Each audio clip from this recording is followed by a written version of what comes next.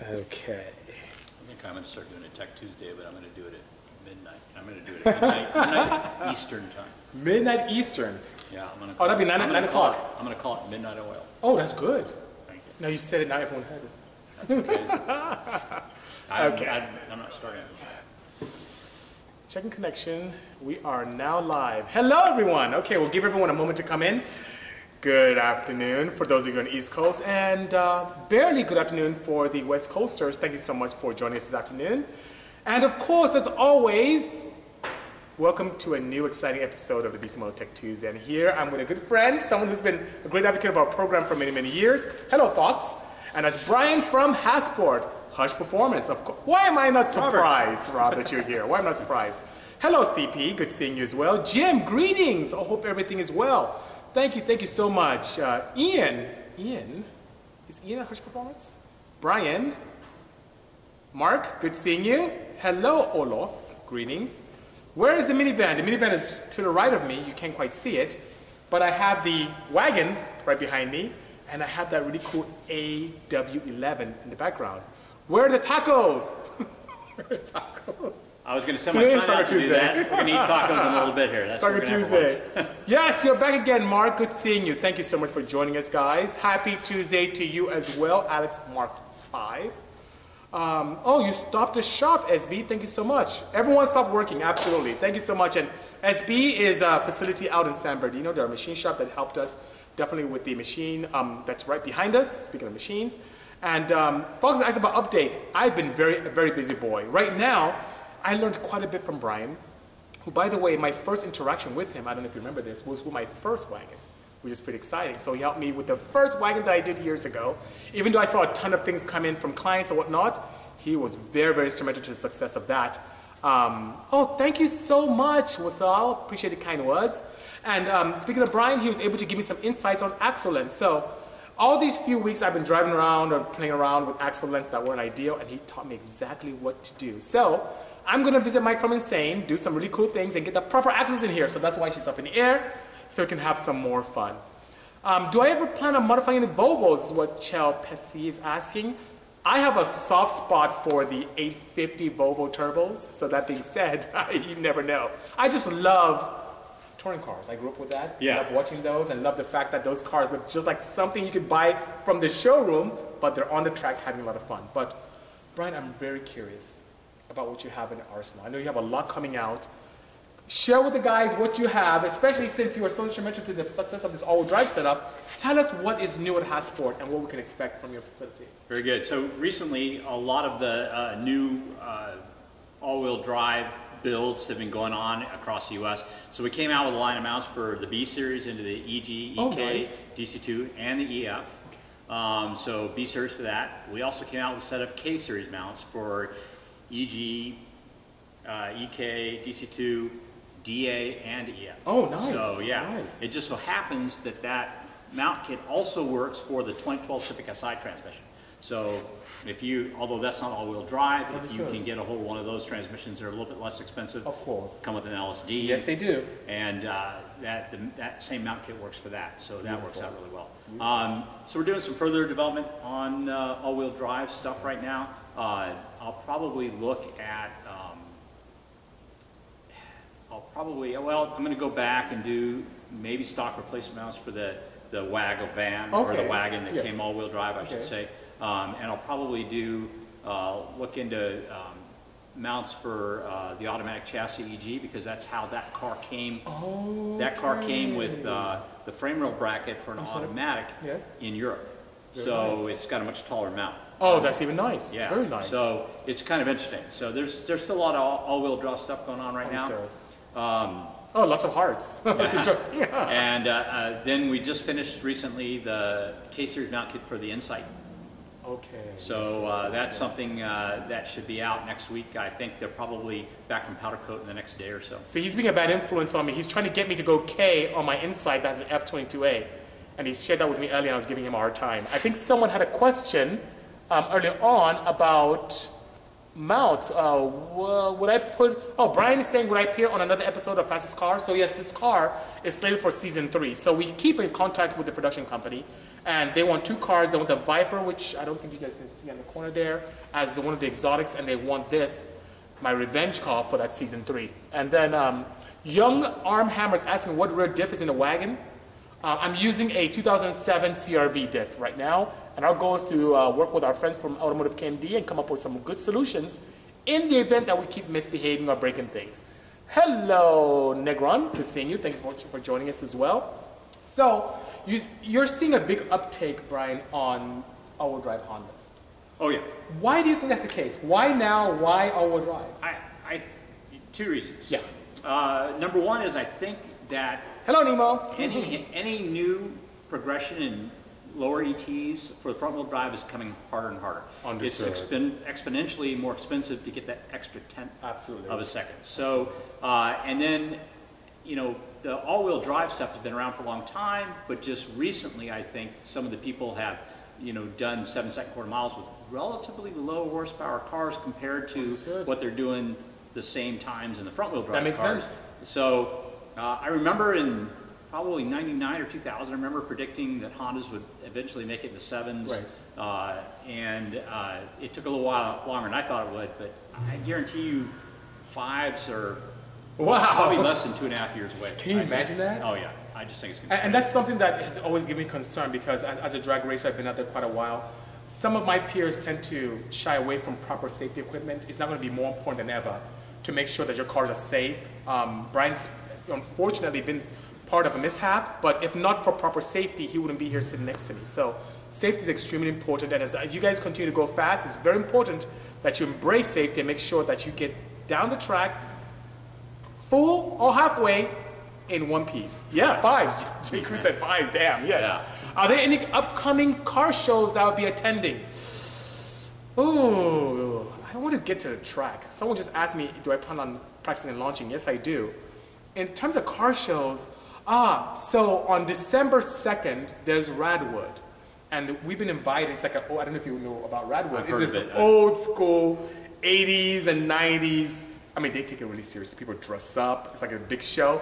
So they want the beautiful wagon there. So we're going to take the wagon there on the 2nd. And I think I'll be there with my partners from AEM Induction, which is pretty cool.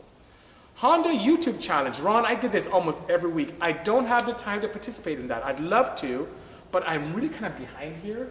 The team is even off this week to be able to take care of a lot of stuff because we were killing each other for SEMA. So I'm here, headies up front. We're trying to take care of some stuff, but nonetheless, I need to catch up. So I really don't have the time. I would love to. It's just, I don't know if you're familiar with the challenge. Yeah, I've been talking to them too. Yeah. It's just a matter of, with too many things going on. Yeah, a lot. Yeah. Right now, one of the big things also is the L15 stuff. Yeah, we've got kits for all 3 generations of the Oh, Fit. that's so cool. Also the Series E. Nice. I'm probably So going to you're doing GE, GD, and the GK. Yep. Wow. Absolutely. And Very so nice. Series E, obviously. Yes. And I start next week on prototype for EG, EK, and DC2 For the L15. for the L15. Nice, Yeah. nice. L15 Turbo. Yep. Oh, thank you so much, One Love Entertainment. Good seeing you. You should be on one of the top fastest Honda BC. Sure. Thank you so much for the kind words. Oh, good seeing you as well at CSF WRX. It's fantastic. Oh, thank you so much, Ron. I appreciate the kind words. And I think I may have missed a couple questions here. He wants to see me build an S2000. Do you think corporate would be happy if I built an older S2000? You know, it's so funny how they're like that. They just don't want certain things. I mean, we had talked to them about a J Series S2000 Right. kit, and unfortunately, it was at the same time they decided to discontinue the car, and same thing with the Series E. We're going to do a K Series Series E. Understood. They decided to discontinue it. Boom, got dropped like a hot potato. So, It makes things much easier for both Brian and I when the manufacturer is involved. It helps tremendously. So I don't have any plans as we sit now for an AP. I'm building one. I kind of will stay on track on what we're doing now. If anything, that red card that you see I'm pointing at right there is something that Brian wants to help me with. I don't want to let the cat out of the bag too much, but he's going to be an integral part of the success of that as well. Greetings, Arnie in Lake Elsinore. Good seeing you as well. Thank you so much for joining us. And Fadley, I don't have any plans for diesel stuff yet. As a matter of fact, I may jump the whole diesel thing and get into some EV technology. I've always been fascinated with electric vehicles and electric motors. And being able to incorporate that in some kind of fashion where it's on the wheels, on integrated motor assist, or pure EV, you can see some stuff coming from us in the nearest future. What would I change on Stitch to run 8s? What power? AJ, it would be, power's never been a challenge with the F22A. We've done extremely well. We've been in, close to the mid 400 wheel for quite a while. It's traction. So the one thing I would do is improve the traction on that car. I was limited to 28-inch slicks. That's what I ran. That's what they allowed me to run. And then some sashimi bodies want me to go to the 26. So if I can get the car into proper 1.3s or lower, I'm sure that we can be able to do that without any challenge, without me having to change the entire engine program, which is pretty exciting. There are a couple guys making H to B all-wheel drive builds right now. So very nice. In fact, I've got a couple of people are talking to me about adapter plates and whether or not, how the mounts would work with that. And basically, it's a bolt-in thing. It's really the one thing that I've always been concerned about with all-wheel drive, especially on an on-road application, is drivetrain loss. So with turbocharging, it's not such a challenge. I can always crank up the boost, do some things to create efficiency and be okay. Sometimes we even have too much power turbocharge. But NA, I used to jump up and down if I get 5 horses. So for me to do it. Well, though, it's or it may be a good trade-off, but I don't know. Well, though, it's not like a WRX. You are actually distributing most of the power of the front wheels, and basically the front wheels the rear wheels just get kind of drag along after they're not needed anymore. So the powertrain losses may not be that bad. It won't be as significant. Plus, with the right viscous coupler, maybe you turn it on and off. Now that's a smashing idea. Yeah. So imagine a world where my first 330 I'm using it, and after that I just have it disabled. Yeah, exactly. Wow. See, I like how he thinks. Absolutely fantastic. Stop working so hard, let's hit the track. Oh, I have to, SB. I have to definitely work hard so we can hit the track and have a lot of fun with it, Thank you so much, T. Vetter. Appreciate that. I love Brian as well. Jim is asking, Brian, do front-wheel drive trans come with provisions to convert to all-wheel drive, at least the transfer case? The only ones that do are some of the truck ones, and those are all automatics, so not really. The majority of the time, if you want an all-wheel drive, you have to find the all-wheel drive manual transmission. There's no way to convert it afterwards. Although, Drag Cartel is working on a housing, and so if they wind up with parts, it may be possible to go ahead and convert, whatever. So it should be interesting. Have you seen any of those weird gearboxes that have a plate that cover where the transfer case should sit? That's what I'm talking about. Yeah. Those are usually on automatics. So if you get an automatic car, because like the Pilot has it, I believe there's a CR-V that might have it, but I don't. But they're automatics. I've never seen it on a manual. I saw one, and when I had a customer I had the potential client take the cover off, it didn't have a ring gear in there to actuate. Right. So I said no, I didn't want it, because I thought that maybe miraculously there'd be a ring gear. So what transmission was it? It was a 2004 CR-V. And it was a manual? It was a manual, and I'll show him later on. The listing is still up, because the guy sold it to someone else, but the listing on OfferUp is still there. And he saw it, he sent me photos like, oh, that's pretty cool. But when he took the cover off, you don't see another ring gear to actuate the transfer case. Right. So I was interested. It may have been cost effective, Sure. It may have been cost effective for me to find a ring gear from the dealership and get the longer bolts, but I just I bet the ring gear is very expensive though. Oh, it's possible, huh? But you never know. You might have been able to find a damaged transmission that had what you needed on it. Just take it off that. Good point. Absolutely. I Am Forever has an Acura TL 2005 for bolt-on. Thinking about running my cams, don't know if stage 1 or 2, so it depends. So I Am Forever, the stage 1 gives 5 to 7% improvement in power, is emissions friendly. So if you have emissions challenges in your state, that would be the way to go. Level 2 is the most popular of all the profiles that we have. It gives anywhere from an 8 to 10% improvement in power, sometimes 15 if you do a proper tune on it and have other supporting mods. And that would allow you to have a lot of fun, but it is not emissions legal in any of the 50 states. So it depends on what your goals are, but by all means, we can take care of it. Hello, Purell. Thank you for joining me. I love your oils. I appreciate you joining us today. Brian, are you planning, says 124 Underground, on making K20C mounts for any other car, e.g. EK or DC?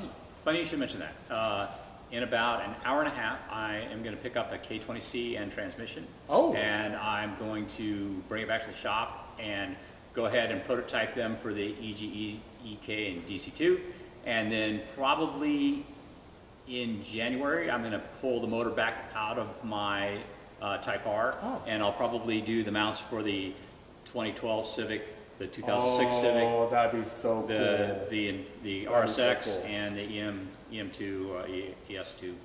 So those engines are pretty large, aren't they? They're huge. They're like V6 size transmissions. That's what I heard. Yeah, they're huge. That's very crazy. wide. Dip and deep. For my GSR, should I go 1mm oversized intake valves? Love revving out my engines to 9K. You know what I said about RPMs ruining people's motors? Oh, I'm joking. But yes, you can definitely do that. You need to have supporting mods of induction and camshafts as well. But you can. Now, here's the thing you don't want to do. You don't want to just throw in 1mm size valves, oversized valves, with a stock port. It doesn't make sense. If anything, you're shrouding. It's always good to have a proper de-shrouding, open up the throat a little bit to allow you to take full advantage of the 1mm valve. And any proper machine shop can be able to point you in that direction with that. Or if you need help, let us know, and we can help you with that as well. VTEC Academy. I don't know why you said that. Oh, that's you. There you go. VTEC Academy. There you go. Oh, I already answered that. Okay. Thank you so much, Jamal. He loves both of us. We are epic. Thank you so much. Where do you see the future going in terms of swaps? You've had your finger on the pulse on this for decades now. What does the future hold for us based upon your experience? Two things. Yeah. Number one, there's still probably a couple of million K-Series engines on the road. Just like we still do B-Series motor mounts, we do hundreds every month. Wow. The K-Series is just going to stack up more and more in the salvage yard. You know, it's just... I'm surprised at the B-Series. I mean, I used to refer to that as... I used to refer to that as the small block Chevy of the Honda world. But to think that today, 2018, is still going strong, that's shocking. It's good. Incredible. Yeah. Wow. I see now H22s available for $300 all the time, you know, and I'm like, we're going to go ahead and do a DA with a H22 just because we've never done one and just to see how it looks. But back to where I think it's going, obviously with those millions of K-Series, that's going to be a good thing for another 20 years. I mean, the only thing that's going to kill it would be if driving on the street changes so much that you can't do that anymore. You know what I mean? That would be the only thing. And then, of course, now there's probably a million of the, at least 500,000 of the L15 turbo motors on the road. And, you know, so all of a sudden that's going to become a thing.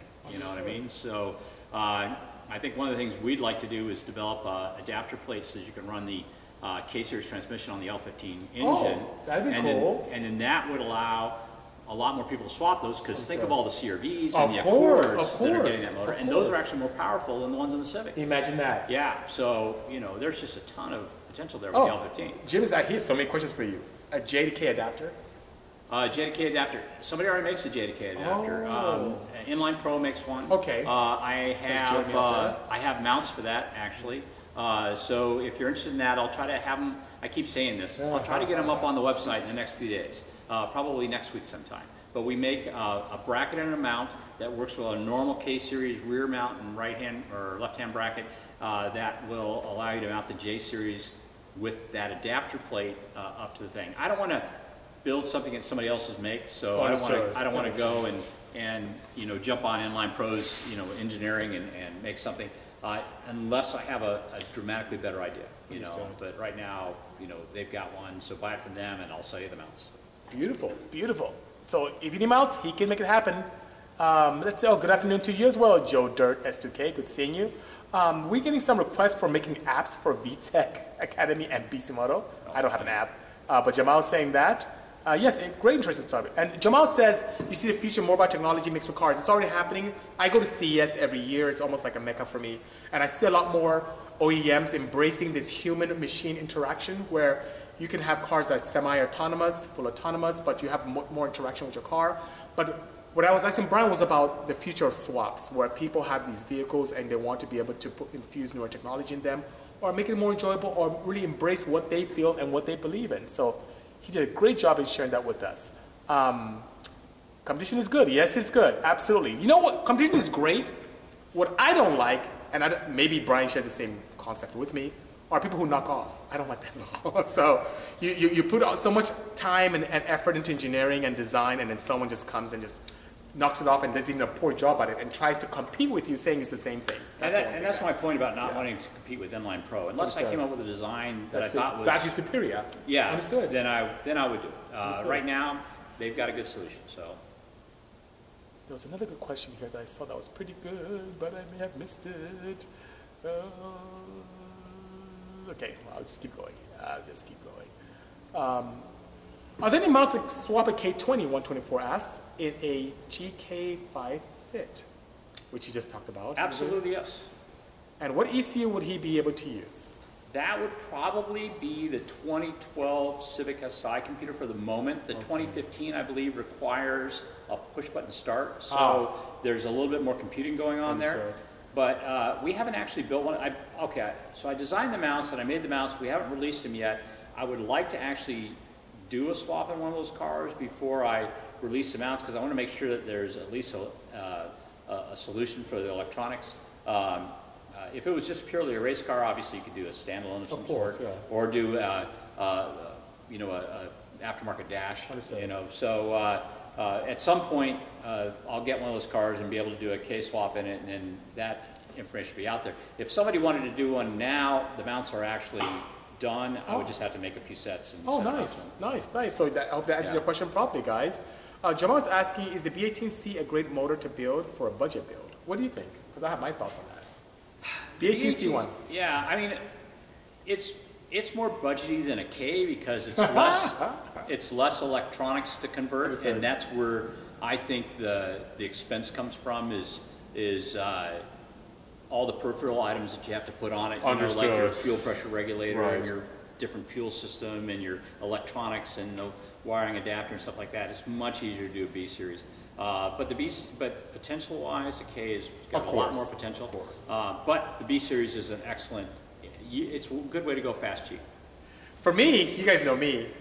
He loved the B series, but I love the F22A. I'm crazy about that. For me, you can pick up that thing for like $100 from a regular yard, which is pretty cheap. So inexpensive. And the head flows extremely well. So I had a question that came in for spindles, and I think I may have missed it.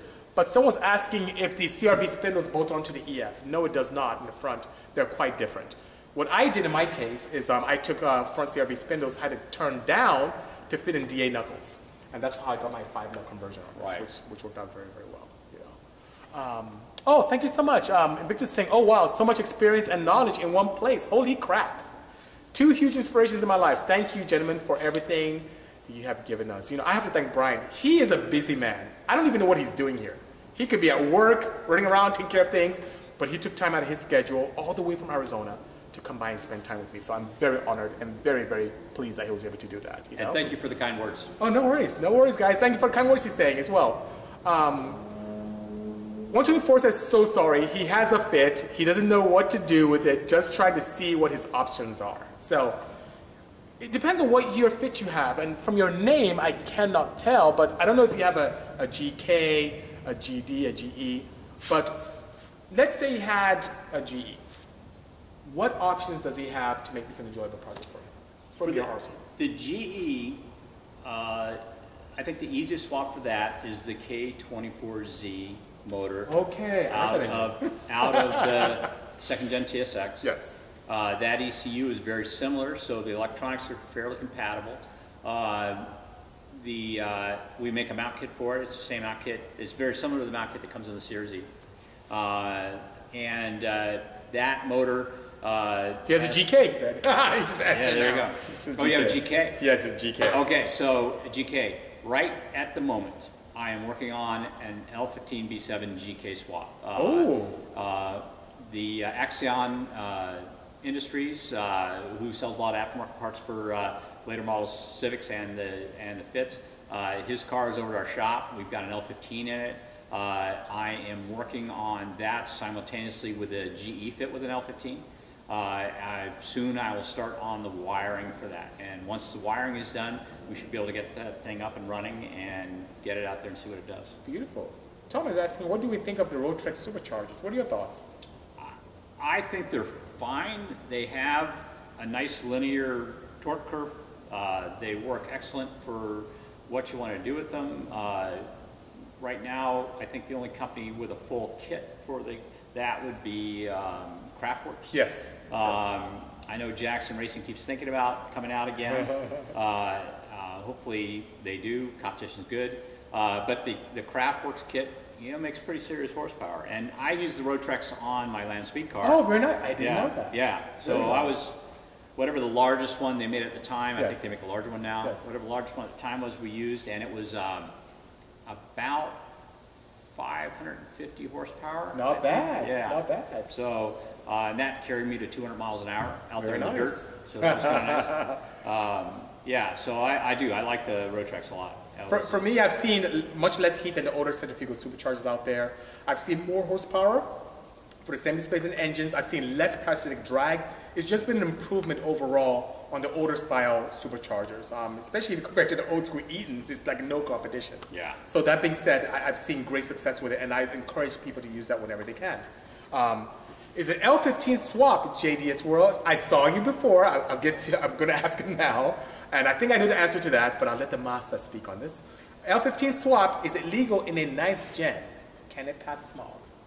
Well, here's the deal. I haven't looked at the individual emission control devices that are on that, but I assume that they're all there. That would be, I would think that it would be legal, but not having actually compared the peripheral items that go along with this vent shut valve, fuel tank pressure, there's a lot of little things that are in there, and all those things have to be there. Now, California may even require that you use the ones out of the car, and I'm not sure how easy that'd be to retrofit it.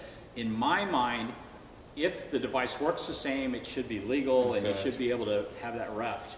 But I haven't really compared it yet. They're so strict. Even if you use the emissions controls, let's say the catalyst, from the engine, it has to stay in the same location. It cannot be moved. Okay. You can't even change the angle of it. They're very particular. But if your mounts, and your mounts have always been extremely user-friendly, if it allows for such emissions equipment, especially with an integrated head for everything to sit in the same location, it would.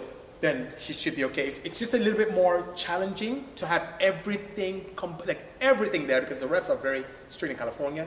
But his mounts allow for such, and my answer was going to be yes, you can.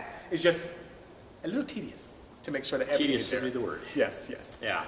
What IR setup would you use for a first-gen Insight for handling? Would it be cost-effective? So independent rear suspension, because it comes with that nice bar in the rear. I like to call it a swing arm. Swing arm, there you go. Because it's literally what it is. Swing arm, but instead of a single tire in the center, Understood. it's got one on each side. Right. And it's actually designed to tow in under compression when you turn the car. So, I'm sorry, tow out under compression when you turn the car in. It's actually designed to tow out when you heavily brake. So there's actually some geometry built into it. Very nice. And that happens to be the same type of suspension they used on the Type R a few years ago in Europe.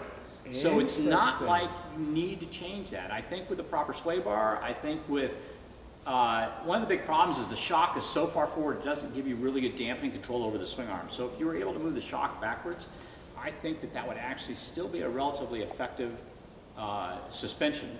I know that there's some people at Honda that are going to be racing one of those. Oh, very nice. Racing one in Chump Car. Very nice. So they're going to be working on that, and there are a few other people that are tracking them. And Honda used to actually, or one of the groups in Honda used to actually rally one of those. Nice. I never saw that. That's pretty cool. So I think it's doable. Very nice. Very without changing it to independent rear suspension. Well, all the way from the UK, you got that answer. So hopefully that satisfies your question. Mark 5 Andrews asking me, if I was to put $1,500 into an F22, what parts should I buy? You can write to me, but off the bat, I would say we have a piston rod combo that increases the rod ratio to your advantage, of course, and a nice valve train package and camshaft and induction. If you want to go turbocharged, you have to kind of up that budget a little bit more. But if you need more information, just go ahead and PM me here or DM me here on Instagram. I'll be more than happy to assist you. Jim is asking, Jim, you have great questions today. Thank you so much. You're giving AJ a run for his money. Am I single pump or dual pump E85? So on this, I am flex fuel. E85 is my primary fuel of choice. I am not an advocate of multiple pump systems, only because if one fails, if you don't have a proper engine management solution that can have a fail-safe in place, you will not know until it's too late. So I prefer single large pumps. Everything from the Odyssey here has a large Magna Fuel 750. I have the same pump on this Wagon hanging out the rear. I'm going to put the same kind of pump on that MR2 back there. I have it on the 2012 Civic. I have a single pump on the Porsche. Same pump on a smaller version on the center seat Boxman back there. So huge advocate of single pumps. That's my style. I don't know what you tend to do. Well, so I'll tell you, for road racing, we would have 2 pumps in the corners. Understood. Okay. So, and then that would usually feed a surge pot, and the surge pot would have a single pump. Aha. Okay, so it just depends on what your needs are. I think for something like drag racing, I don't know that a dual pump setup is necessarily, you know, the thing to have. But for road racing, we had it in the corners just because of fuel slosh and stuff like that. What I've done with fuel slosh is that, you know, I don't know if you tried this, but our friends from Holly have this really cool dynamat. Or it's not a dynamat, but like it's like a fuel mat that. Oh yeah, yeah, you can literally put a corner of it in fuel and it pulls it right up. It's really, really awesome. And we've had a lot of great experience with that. I haven't had a chance to use that yet. I thought it was amazing when I saw how it was working. I thought it was a gimmick at first, but it works. It works. It does. It's really, really good. Yeah. The Hydromat, that's what's called, Hydromat. Okay. Yeah. Vic is asking, what do I think of an LS Corvette swap into a Porsche 911 986? So, I love 986s, guys, but I'm not a huge advocate of mixing marquees, even though he may do a good job and convince me otherwise. But my customers would kill me if I put a Corvette in. I think it's pretty cool. 986s are very interesting platforms. They're mid-engine, lots of fun. Nowadays, very cost-effective. If you expire the engine, it costs you anywhere from $7,000 to $12,000 to replace it. Most of those cars don't even cost that much, or not even that much more valuable.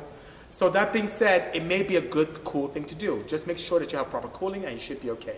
Not my cup of tea. I wouldn't do it, but I think it's a smashing idea. It allows you to have nice lightweight, good horsepower and torque, a lot of potential in terms of aftermarket in a mid-engine chassis. So I think that's pretty cool, you know. Gordo, please ask your question again. I may have missed you. Oh, I see. He has a B18C1 head on a B16 bottom end.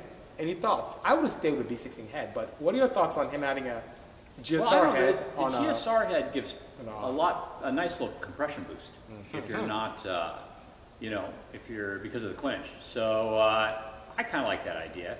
The intake manifold, I'm not sure it would be advantageous on a B16, Understood. But there's aftermarket Type R style intake manifolds you can bolt on that might help you with the top end a little bit. So I don't, you know, if you got the parts, why not? you know? As Brian said, if you have the parts, why not? I like the port angle on the B16 heads. I always found it extremely appealing. But if you have it already, he's absolutely correct. There's no need to reinvent the wheel. If you have that already in your disposal, use it. Have a lot of fun with it. Do you have any advice, says Preston626, for making more power with the J35 without boosting? I have a lot of thoughts on that. But you've had experience with J35s as well. I got cams from him, and that helped us quite a bit. So, interestingly, what I didn't do and should have done was valve springs. We missed a shift. Oh, that's not good. And bent 10 valves. And broke a rocker. Well, 10 out of 24 is not quite bad. It's bad. Wow. Yeah. And you broke a rocker arm. And broke a rocker arm. Wow. And then we proceeded to lose a drag race with the broken rocker arm. I was literally 3 seconds off my normal quarter-mile time, or eighth-mile time in this particular case. It would have been, by a second and a half off my eighth-mile time. So, yeah, it was a drag. We actually, when I redid it, I shimmed the valves rather than get new valve springs because I just thought, oh, this will be convenient and it'll work. But it got noisy. Oh, interesting. Just absolutely ridiculously noisy. But anyway, camshafts are good, but let's ask him what he did. Yeah, same thing. I would say the valve train, camshafts, engine management. Because we've seen Honda leaves so much power on the table with these engines, and you can tune them and make a decent amount of power without putting it in the danger zone, without putting it in a point where the tune is detrimental to the health of the engine. So that being said, tuning is key. For those who have integrated ports, we've seen advantages with, if your area allows it, eliminating the catalyst, using a J-pipe that flows much better. For those that do not have integrated intake exhaust manifolds, a header helps quite a bit as well. There are quite a few things to make that thing a nice torque monster, whether you're automatic or you're manual. Yeah, we went from 250 to 280. Imagine 280. That's wheel, isn't it? Yeah, wheel. Awesome as that. Yeah, with cam, DC Sports header, and AM EMS there you go. See, not bad whatsoever. Not bad. And that's without boost, you know? Yep. So, guys, are there any noticeable differences between the K24Z3 and Z7? Specs are almost identical, except for the camshafts. So, yes, the specs are the bottom end, similar. The cam and crank pattern, very similar. You have on intake 4 pulses on the intake cam, 2 short and 1 long one on exhaust. And you also have that 60-2 Hall pickup on the crankcase, which is pretty cool. The heads are very similar. Port volume is similar. I like the ports on these ends. intake ports. The intake The ports, exhaust lend themselves very well to turbocharging, but not the best. However, the camshaft profiles are not as aggressive on the Z3, especially if you're talking about the Accord Z3. It gets a little bit closer with the TSX Z3 compared to the Z7 on the SI. So I don't know if you have anything else to add to that. No, not really. I didn't study the intake manifolds though. So the earlier Z3 from the Accord. No, I think they're identical. I think they're the same part numbers. Oh, very good to know. Good to know. Good to know. Yeah. So long answer to a short question, Caleb. The camshafts, which is interesting, you know. Gordo has the Edelbrock intake manifold. So you're talking about intake manifolds like the Type R ones on his B18C. He has an Edelbrock. So, yeah, I mean, I don't know what the particular characteristics of the Edelbrocks. I know they're very short. I know they're really popular with the turbo guys. Yes. So I would imagine it's a very peaky one. So you might need the right cam to get that to work on what you have. I think a slightly longer runner might be advisable if you're running a stock cam. So the Performance X is a kind of restrictive and may even work for you, but the Victor X is the one he's talking about. It's huge. And we've had some NA guys, drag guys though, make a lot of power here. I've not seen one road race guy. Yeah, I think that, not one coming with a Victor X. Yeah, that plenum is huge. Yeah. Is it possible to K to B? And why wouldn't or would not work? And my answer is no, because they rotate differently. So the K series is a clockwise engine, the B is a counterclockwise. So already that won't work. But what are your thoughts? Well, so in Europe, there were some clockwise Bs that they used for formula racing. I didn't know that. They used them in Formula 2 or 3. Very nice. They were, I can't remember who. Did you reverse hands? Kelper? No. It was either Kelper or Kent was making cams for them, so they just spun the cam. They spun it differently. Wow. Now, so the question is, did they offset the piston wrist pin as well? What else did they do? So I don't know what all the details are on that particular one, but even then you'd have to have an adapter plate, and it would just be ridiculous. It's not very cost effective. No, the Ks are so cheap, just do a K. Yeah. So long answer, once again, Marvin, to your short question, it's not possible easily. And anything's possible with money. Anything's possible, yeah, with resources you can do anything, but it's not possible easily. Log manifold versus long run turbo manifold for 450 horsepower, it depends.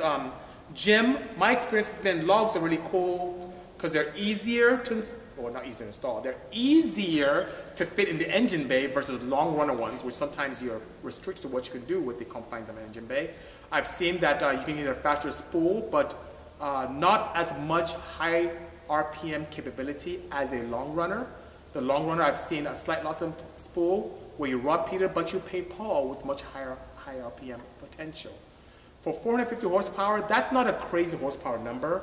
I think you'll be okay in each one, but the log manifold design has to be proper because if you don't have a proper log design where the wastegate is on one runner opposed to the collection, you will see boost creep.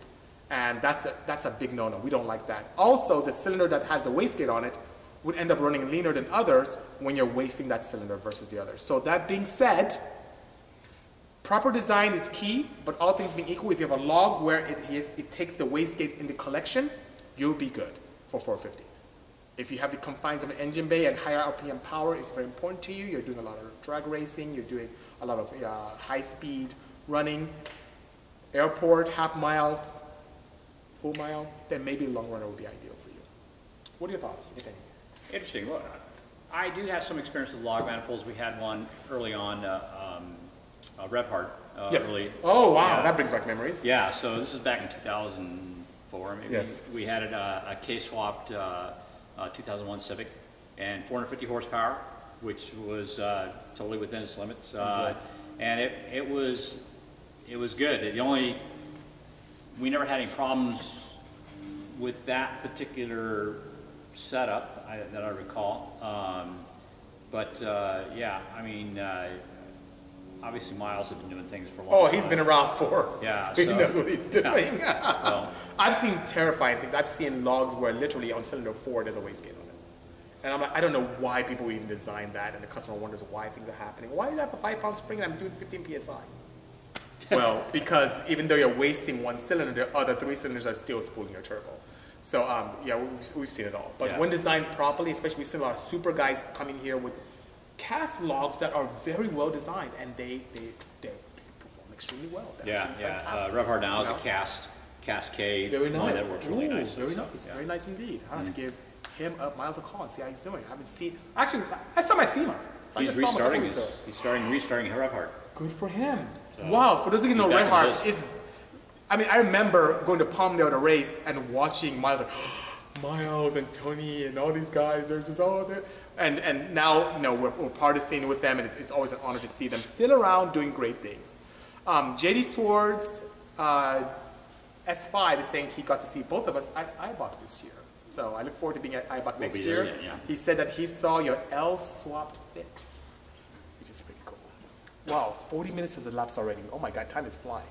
Do I approve? Please share again. Oh, AJ, thoughts on Montana registered modified cars in California to avoid emissions smog test? Are you trying to get me in trouble, AJ? My thoughts on Montana registered modified cars in California. I think it's a bad thing to do.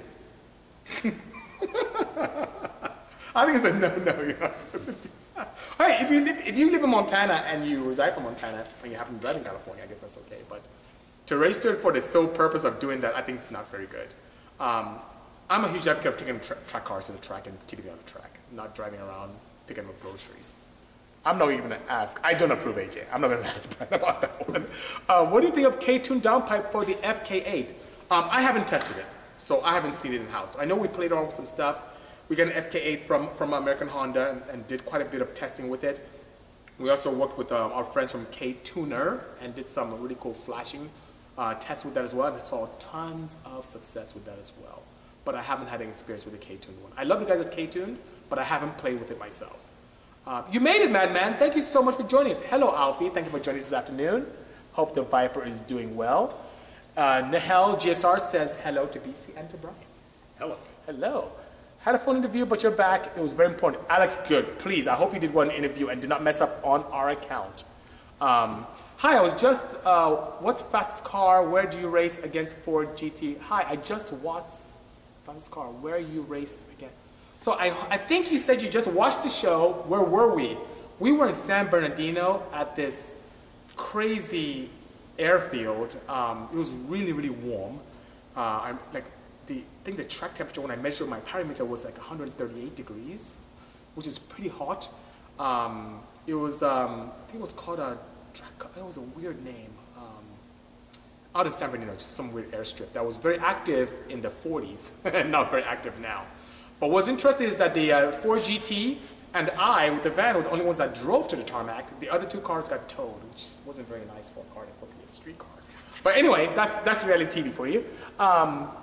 If I was to put in $1,500 in F2 what part should I buy? Mark Andrew, I answered it earlier. But watch it afterwards, and if you need more information, just go ahead and write to me and DM me here on Instagram, you know? Track cars to the track, absolutely, Mark 5, I like that. I live in Montclair, can I come to your garage? Sure, after I tidy up. It's a bit of a mess here. Brian was even frowning at me because he's known me for a few years, and my facility's never been this untidy. SEMA was crazy. It's the SEMA, yeah. Yeah, it was, oh my God. So I'm gonna spend a majority of this week tidying up. So if you wanna help me tidy up, come on down, by all means. But if not, it's okay, you know? How do I get a Wagon smog? I haven't done anything yet. So I don't even, this is gonna be an off-road vehicle only. It's not a smog legal car. So I won't be able to do that. Yo, BC, good seeing you. AJ, good seeing as well. Red Boobstead SI, interesting. Says Hasport FTW, which is good. I support. You know what that means. FPW? FTW, yeah. Okay, there you go. Oh, there you go. He's a nice version of that. Will I gain decent power from a catback exhaust on my 2J IS300?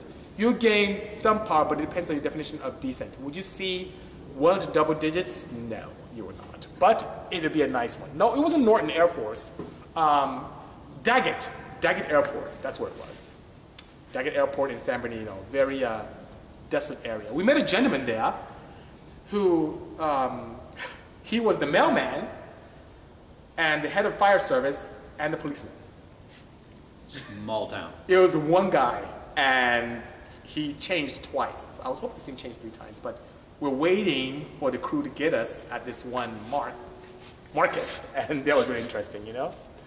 Your message is messing up. Yeah, please rewatch, by all means. You are from San Bernardino. Thank you so much for joining us. I know those withdrawals are pretty crazy. Yes, they are. Yes, they are. Oh, good seeing you as well, El Funny from SB. Good seeing you indeed, you know?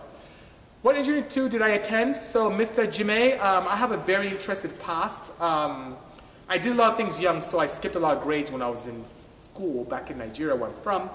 So I was one of those weird ones that went to school very young. So I was at the Anambra State University of Technology in Nigeria at 15, studying engineering, petrochemical engineering. Didn't learn anything for a year. We just didn't have technology. Then I came here to the United States, went to attend Cal Poly Pomona. They said, we're not going to accept any of your curriculum that you took in Nigeria. You need to start afresh. So I was recommended to go to Swedish College, where I got my AA and AS. And I finished that in I took a ton of units per semester, like 20, 22 units a semester. Went to summer and winter school, so I finished there in a year and a quarter.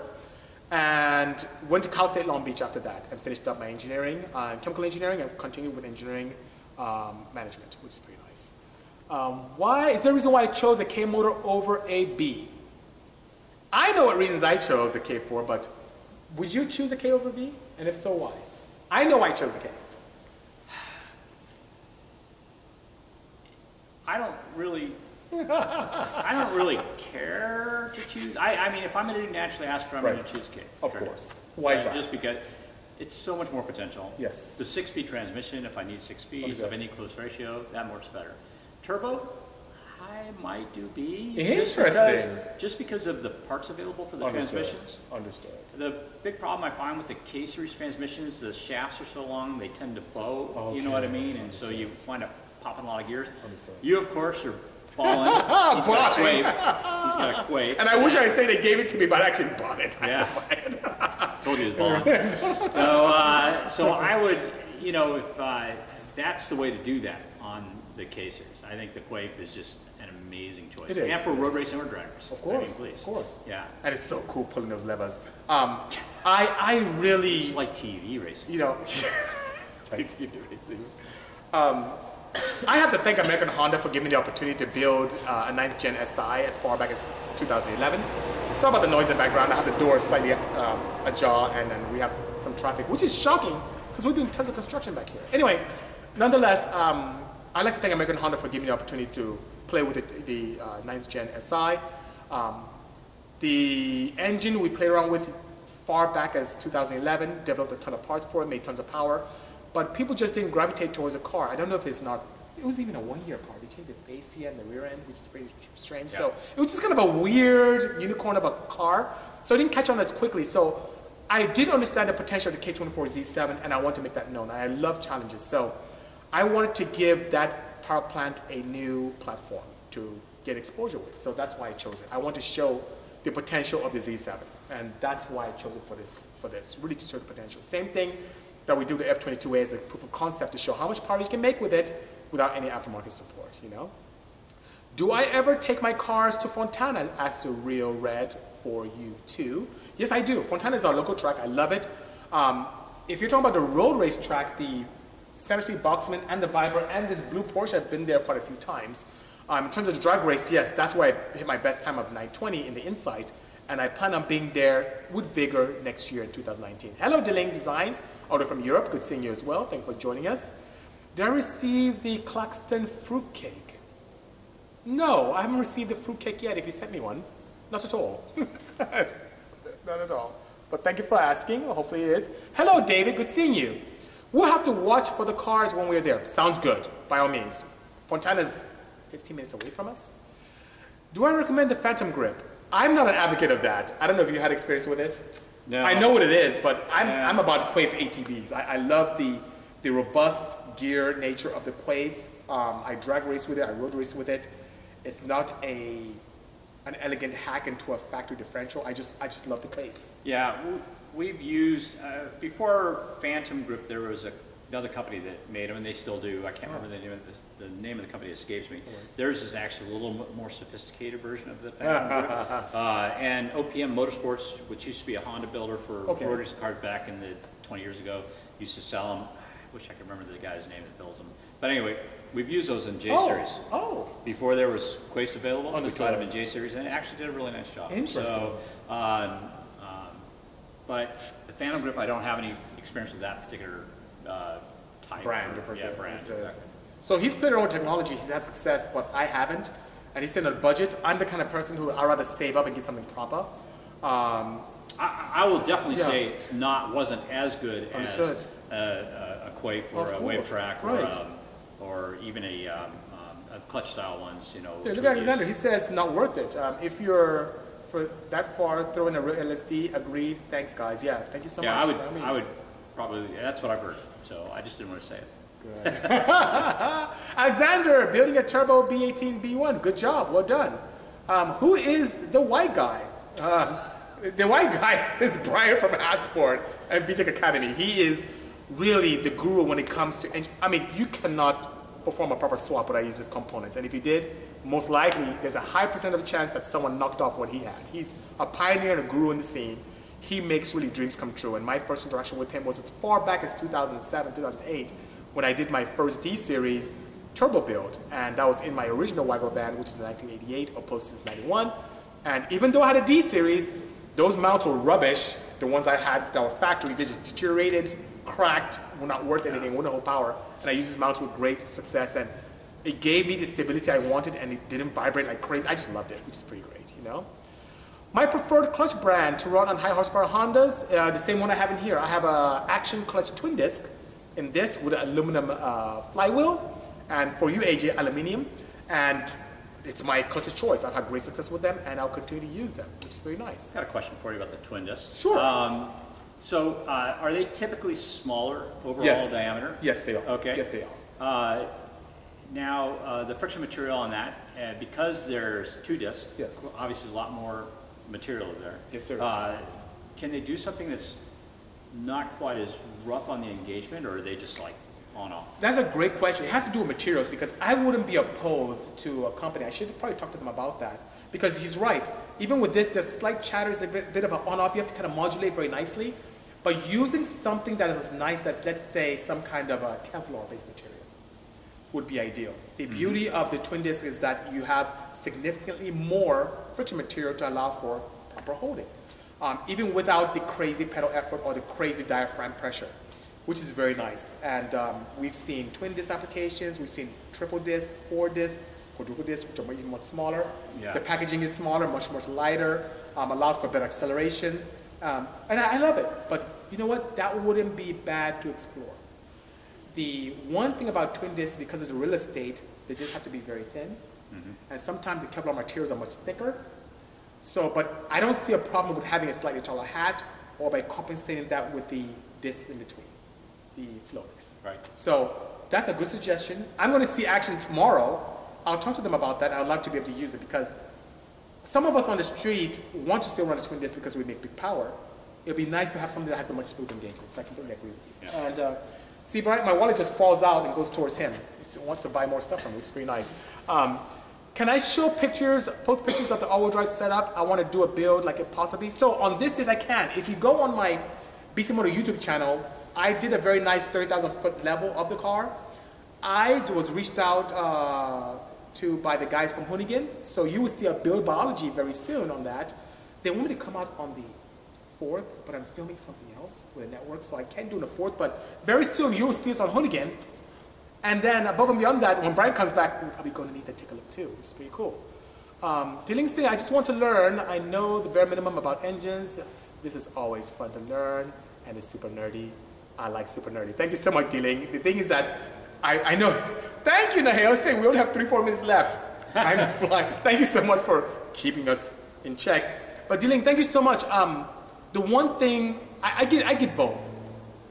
My Tech Tuesdays are here to help enthusiasts understand more about technology, to bring gurus in like Brian to show what is possible out there, to allow you to enjoy your automotive creations and to make your vehicles more about you. So that being said, one way of me doing that is to take technology and break it down so everyone can understand. I have some fellow engineers that actually chastise me saying, hey, Bisi, your Tech Tuesday is not tech enough. It is not my goal to speak over all of you. It's my goal to allow you to understand technology, to improve your engines, to improve your understanding of how cars work, and to really embrace what you love, which is everything that has to do with cars. So I will continue to do my best to be able to allow this forum to exist, where I bring great people in, where we can talk about everything car related and break it down so everyone can benefit and enjoy from it. So I sincerely appreciate the support. Luf Racing, all the way from South America, thank you so much. He says, thanks guys for sharing your knowledge with us. It's a pleasure indeed. Yes, I do this every Tuesday at noon. I've only missed one, and that's when my son was born. And I've been doing this, and this is our 53rd episode. Wow. Back to back, which is pretty nice. 1 year, 1 week? 1 year, 1 week, which is pretty nice. So that being said, it's been great. I just want to say you guys are cool as hell, and I bought your minivan Hot Wheel. Thank you so much for supporting us with the Hot Wheels. I did too. Oh, thank you, Brian. He bought one. So because he bought one, I'm gonna give him a new one. Are you familiar with the Honda? It's like a small turbo. I would say City, yes. Yeah. So there's a Bisimoto. I've never built one, but I have a Honda. I have that. You do? How'd you get it? So what kind? I'm pretty sure white. I thought. There's a white one, and I have a blue one that just came out. Might be. The blue one's not even. I think it's a white one. Yeah, Which is because I remember crazy. looking at it going, wait a minute. there's like, oh no, I didn't buy it. I saw a picture of it. Well, I have one for you. So he saw a it. photo of it. So we have the cities coming out and some other stuff from Hot Wheels. And now I'm getting a red alarm now. So guys, we have to fly. Brian has to get back to picking up some Type R engines and heading back to beautiful Arizona. And thank you so much for the audience today. As I always mention, this will be up for 24 hours here on Instagram. We're going to upload it as well onto our YouTube page, so you can definitely view that afterwards. And for those of you listening on podcast, thank you so much. You can hear us on iTunes, Radio Public, Anchor, and Spotify. Guys, thank you for joining us this afternoon. It's a pleasure. And Mr. Jimmy, let's talk about that next week. I'd definitely like to share some information about your unlock sensing. Take care, everyone, and cheers. Thanks, guys. Any last words? Thank you very much. Thank you very much. Very nice. Thank you, Brian. Thank Good you. seeing you. Cheers. Okay. Take care, guys. Bye-bye.